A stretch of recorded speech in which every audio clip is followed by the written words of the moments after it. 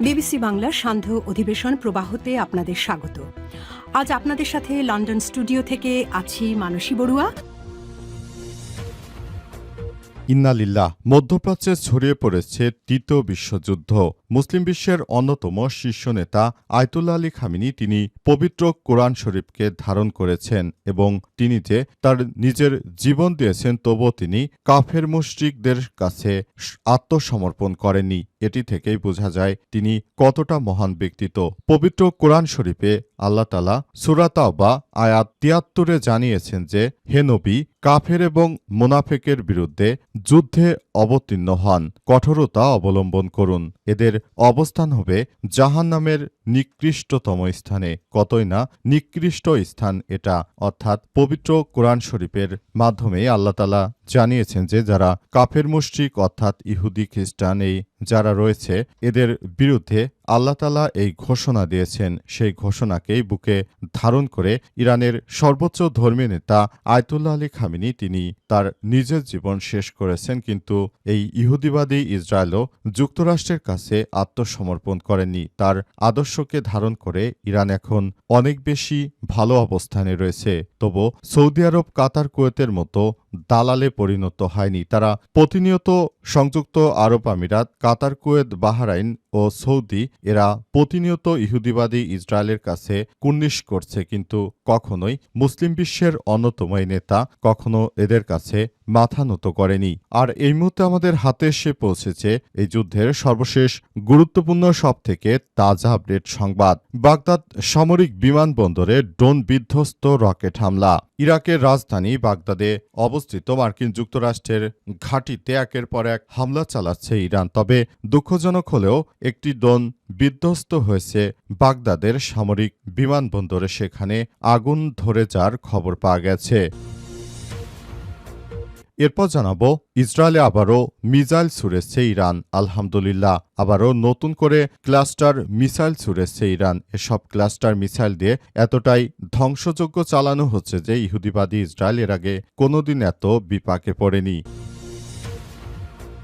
এদিকে ইরানের মেহেরাবাদ বিমানবন্দরে ইহুদিবাদী ইসরায়েলের হামলা আকাশে ধোঁয়ার কুণ্ডলী। তেহরানের একটি প্রধান বাণিজ্যিক বিমানবন্দরে বড় ধরনের হামলা চালিয়েছে কুখ্যাত মার্কিন যুক্তরাষ্ট্র এবং ইহুদিবাদী ইসরায়েল। এই হামলায় বিমানবন্দরে ব্যাপক ক্ষয়ক্ষতির সম্ভাবনা তৈরি হয়েছে। জানাবো, ইরানকে রাশিয়ার সহায়তা দেওয়ার খবরে প্রতিক্রিয়া জানালো মার্কিন যুক্তরাষ্ট্র।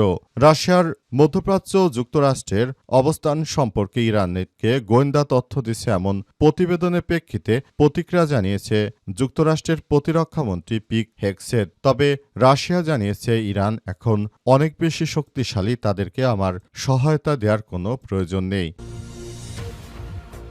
এবং সর্বশেষ জানাবো, বাংলাদেশ জিন্দাবাদ বলে আলোচনায় রাষ্ট্রপতি শাহাবুদ্দিন চুপ্পু। দীর্ঘদিন ধরে ঢাকার রাজনীতিতে যুক্ত শাহাবুদ্দিন চুপ্পু, তবে এবার ভিন্ন বিষয় নিয়ে তিনি জনতার মুখোমুখি হচ্ছেন। শাহাবুদ্দিন চুপ্পু তিনি ইতিমধ্যেই আসলে বিভিন্ন বিষয় নিয়ে ব্যাপক আকারে তিনি আলোচিত হচ্ছেন। তার এই আলোচিত হওয়ার মধ্য দিয়ে মূলত আবারও বড় ধরনের সমস্যার সৃষ্টি হয়েছে। প্রিয় দর্শক, এতক্ষণ শুনছিলেন সংবাদ শিরোনাম, এবারে বিস্তারিত। তবে তার আগে বন্ধুরা অনুরোধ থাকবে এই সংবাদটিতে একটি লাইক দিন। এই চ্যানেলে আপনি নতুন হয়ে থাকলে আমাদের সংবাদটি দেখতে দেখতে চ্যানেলটি সাবস্ক্রাইব করে রাখুন। কমেন্ট করে বন্ধুরা আপনার মূল্যবান মতামত জানিয়ে দিন আপনি বিশ্বের কোন দেশ থেকে বা বাংলাদেশের কোন স্থান থেকে আমাদের সংবাদটি দেখছেন এবং শুনছেন। আর বন্ধুরা, সংবাদটি আপনার সোশ্যাল মিডিয়া ফেসবুকে শেয়ার করে বন্ধুদেরও দেখার সুযোগ করে দিন। গাজা যুদ্ধে আপনি যদি নিরীহ ফিলিস্তিনিদের ভালোবেসে থাকেন, কমেন্টে ইয়েস লিখে পুরো বিশ্বকে জানিয়ে দিন। এবারে বিস্তারিত। ইরাকের বাগদাদে মার্কিন যুক্তরাষ্ট্রের সামরিক বিমানবন্দরে ড্রোন বিধ্বস্ত রকেট হামলা। ইরাকের রাজধানী বাগদাদে নিরাপত্তা পরিস্থিতি আরও উদ্বেগজনক হয়ে উঠেছে। শহরের সামরিক বিমানবন্দর সহ বিভিন্ন স্থাপনাকে লক্ষ্য করে ড্রোন হামলা ও রকেট হামলা চালানো হয়েছে। এসব হামলায় একটি সংরক্ষণাগারে আগুন লাগার খবর পাওয়া গেছে। আজ প্রতিবেদনে বলা হয়েছে বিষয়ে তাৎক্ষণিক কোনো আনুষ্ঠানিক বিবৃতি দেওয়া হয়নি। তবে নিরাপত্তা সূত্রের দাবি ড্রোনটি বিমানবন্দরের সামরিক অংশে পড়ে এতে গুদাম ঘরে আগুন লেগে গেছে। ড্রোনটি পড়ার প্রায় 1 ঘণ্টার আগে ইরাকি কর্তৃপক্ষ জানিয়েছিল বাগদাদ বিমানবন্দরের কাছে অবস্থিত যুক্তরাষ্ট্রের দূতাবাসে লজিস্টিক সহায়তা কেন্দ্রে রকেট হামলা চালানো হয়েছে। মূলত ইরান থেকে এই হামলাগুলো চালানো হচ্ছে এবং এই হামলা আসলে ইরাকে নয় বরং মার্কিন যুক্তরাষ্ট্রের এসব এলাকার ঘাঁটি ব্যবহারের জন্য এই হামলাগুলো চালানো হচ্ছে। হামলাগুলো তীব্র থেকে তীব্র আকার ধারণ করেছে। ইহুদিবাদী ইসরায়েল ও মার্কিন যুক্তরাষ্ট্র এখন মধ্যপ্রাচ্যের এসব রাষ্ট্রগুলো থেকে তারা তাদের পালানোর জন্য ব্যাগপত্র গুছিয়ে নিয়েছে। ইতিমধ্যেই তারা এসব বিষয় এখন সামনে আনার চেষ্টা করছে এবং তারা এসব বিষয় নিয়ে আসলে অনেক বেশি হতাশার মধ্যে পড়েছে। মার্কিন যুক্তরাষ্ট্র এবং ইহুদিবাদী ইসরায়েল এখন অনেক বড় সমস্যায় পড়েছে এবং এই সমস্যাগুলো মোকাবেলা করার জন্য তারা একরকমের খেয়ে না খেয়ে তারপর কাজ করার চেষ্টা করছে, কিন্তু প্রকৃতপক্ষে তারা কোনো কিছুই করতে পারছে না। তারা এতটাই অসহায় হয়ে পড়েছে। মধ্যপ্রাচ্য সহ পুরো আরব বিশ্বে এখন ইহুদিবাদী ইসরায়েল ও যুক্তরাষ্ট্রের দোসর যেসব রাষ্ট্রগুলো রয়েছে তাদের উপর এই হামলা অব্যাহত রেখেছে ইরানের নতুন নতুন হামলায় সবকিছু চূর্ণ বিচূর্ণ হয়ে যাচ্ছে এবং সবকিছু এতটাই খারাপ আকার ধারণ করেছে যে পুরোপুরি এলাকা জুড়ে এই ধরনের আধিপত্যবাদ এখন ধ্বংসের দিকে যাচ্ছে। কোনোভাবেই মার্কিন যুক্তরাষ্ট্রকে দাঁড়াতে দেবে না এই মুসলিম বিশ্বের নেতৃত্ববৃন্দরা। ইসরায়েলে আবারও মিসাইল ছুড়েছে ইরান।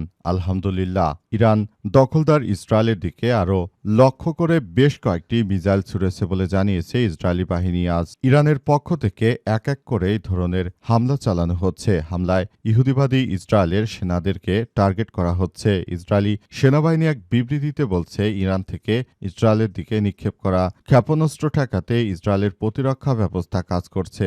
গত 28শে ফেব্রুয়ারি ইরানের রাজধানী তেহরান সহ বিভিন্ন জায়গায় যৌথ হামলা করে ইসরায়েল ও যুক্তরাষ্ট্র এর জবাবে উপসাগরীয় অঞ্চল জুড়ে কয়েক দফায় মার্কিন যুক্তরাষ্ট্রের ঘাঁটিগুলো লক্ষ্য করে এই ধরনের হামলা চালাতে শুরু করে ইরানের এসব হামলায় পুরো মধ্যপ্রাচ্য জুড়ে বড় ধরনের সংঘাতের সৃষ্টি হয়েছে। সংঘাত এতটাই তীব্র আকার ধারণ করেছে যে ইহুদিবাদী ইসরায়েল আসলে বুঝে ওঠার আগেই তাদের উপরেই হামলা চালাচ্ছে ইরানের পক্ষ থেকে। এই প্রক্রিয়াগুলো এতটাই সুন্দর করে দেখা হচ্ছে এবং পুরোপুরি প্রক্রিয়াগুলো বলার জন্য ইহুদিবাদীরা একরকম বড় ধরনের সমস্যায় পড়েছে এবং এই সমস্যাগুলো মোকাবেলা করার জন্য ইহুদিবাদীরা আসলে নতুন করে কোনো কিছুই করতে পারছে না। তারা একরকম অসহায় হয়ে পড়েছে। ইরানের নতুন নতুন প্রযুক্তি ও মিসাইলের সামনে ইহুদিবাদীরা টিকতে পারছে না। তারা মধ্যপ্রাচ্য ছেড়ে এখন ইউরোপের বিভিন্ন দেশগুলোতে আশ্রয় নিতে শুরু করেছে। ইতিমধ্যেই বিমানবন্দরগুলোতে এসব হামলার ব্যাপক প্রভাব পড়েছে এবং সেগুলো দেখা যাচ্ছে। ইরানের মেহেরাবাদ বিমানবন্দরে ভয়াবহ হামলা, আকাশে ধোঁয়ার কুণ্ডলী। তেহরানের একটি প্রধান বাণিজ্যিক বিমানবন্দরে বড় ধরনের হামলা চালিয়েছে যুক্তরাষ্ট্র ইসরায়েল। সামাজিক যোগাযোগ মাধ্যমে প্রত্যক্ষদর্শীরা শেয়ার করা ভিডিও ফুটেজে দেখা গেছে যে তেহরানের মেহেরাবাদ বিমানবন্দরে আগুন জ্বলছে। একাধিক বিমান এবং আকাশে উঠছে ঘন ধোঁয়ার কুণ্ডলী। এসব বিমানগুলো ধ্বংস করার জন্য মূলত এই কার্যক্রম চালিয়ে যাওয়া হচ্ছে। মার্কিন যুক্তরাষ্ট্র এবং ইহুদিবাদী ইসরায়েল তারা যে ধরনের সমস্যা পুরো বিশ্বজুড়ে সৃষ্টি করেছে জন্য কোনোভাবেই তারা দায় এড়াতে পারে না। তারা যেটা শুরু করেছে এটি পুরো বিশ্বের জন্য বড় ধরনের হুমকি হয়ে দাঁড়িয়েছে। মধ্যপ্রাচ্যের বিভিন্ন ঘাঁটিগুলো লক্ষ্য করে একের পর এক হামলা চালানো হচ্ছে। হামলায় সবকিছু তছনছ করে দিচ্ছে দখলদারেরা। এজন্য ইতিমধ্যেই তারা এসব বিষয়গুলো নিয়ে কাজ করছে। দখলদার ইসরায়েলি বাহিনী যে কার্যক্রমগুলো চালিয়ে যাচ্ছে, এই কার্যক্রমগুলো থেকে বেরিয়ে আসার জন্য এখন থেকে সবাইকে আরও বেশি সতর্ক থাকতে হবে, আরও বেশি কাজ করতে হবে। পুরো মধ্যপ্রাচ্য জুড়ে যে কার্যক্রম ছড়িয়ে দিয়েছে দখলদার ইসরায়েলি বাহিনী, এই কার্যক্রমের মধ্য দিয়ে এখন পুরো মধ্যপ্রাচ্যই অশান্তিপূর্ণ হয়ে পড়েছে। বিশেষ করে মার্কিন যুক্তরাষ্ট্রের এই কুখ্যাত সহযোগী ইসরায়েল তারা যেভাবে মধ্যপ্রাচ্যে সবকিছু তছনছ করে দিচ্ছে, সে বিষয়গুলো এখন সামনে আসার পরই আরও বেশি সমস্যা ক্রিয়েট করছে। আরও বেশি সমস্যা ক্রিয়েট করার মধ্য দিয়ে আসলে এখন মধ্যপ্রাচ্যের প্রায় প্রতিটি রাষ্ট্রেই যুদ্ধ বাঁধিয়ে দিচ্ছে এই যুদ্ধবাজ নেতানিয়াহু সরকার। ইতিমধ্যেই নেতানিয়াহুর বিরুদ্ধে আন্তর্জাতিকভাবে বয়কটের ডাক দেওয়া হচ্ছে এবং এই প্রক্রিয়াগুলো এতটাই খারাপভাবে চালানো হচ্ছে যে সেটি সবার জন্যই দুঃখজনক একটি ব্যাপার হয়ে দাঁড়িয়েছে। ইরানকে সহায়তা করছে রাশিয়া, এমন কথাই জানিয়েছে মার্কিন যুক্তরাষ্ট্র। তবে ইরানকে সহায়তার এই সব বিষয়গুলো রাশিয়ার পক্ষ থেকে অস্বীকার করা হয়েছে। রাশিয়ার পক্ষ থেকে জানানো হয়েছে যে তারা কোনোভাবেই আসলে এগুলোর সঙ্গে সম্পর্কিত নয়। তারা পুরোপুরি মার্কিন যুক্তরাষ্ট্রের এই আধিপত্যবাদের বাইরে চলে এসেছে এবং তারা তাদের মতো করে কাজ করছে। তারা কোনোভাবেই এই কার্যক্রমের সঙ্গে যুক্ত নয়, এমনটাই জানিয়েছে রাশিয়ার প্রেসিডেন্ট ভ্লাদিমির পুতিন। তিনি ইতিমধ্যে এসব বিষয়গুলো নিয়ে সবার সঙ্গে কাজ করার চেষ্টা করছেন। রাশিয়ার প্রেসিডেন্ট ভ্লাদিমির পুতিন এসব বিষয়গুলো নিয়ে তিনি সবাইকে নিয়ে জানিয়েছেন যে ইরান অনেক বেশি শক্তিশালী, আমাদের সঙ্গে তাদের কোনো সম্পর্ক নেই, তারা নিজেরাই যথেষ্ট এই কাজগুলো করার জন্য এবং সেভাবেই তারা কাজ করছে বলে জানিয়েছেন তিনি।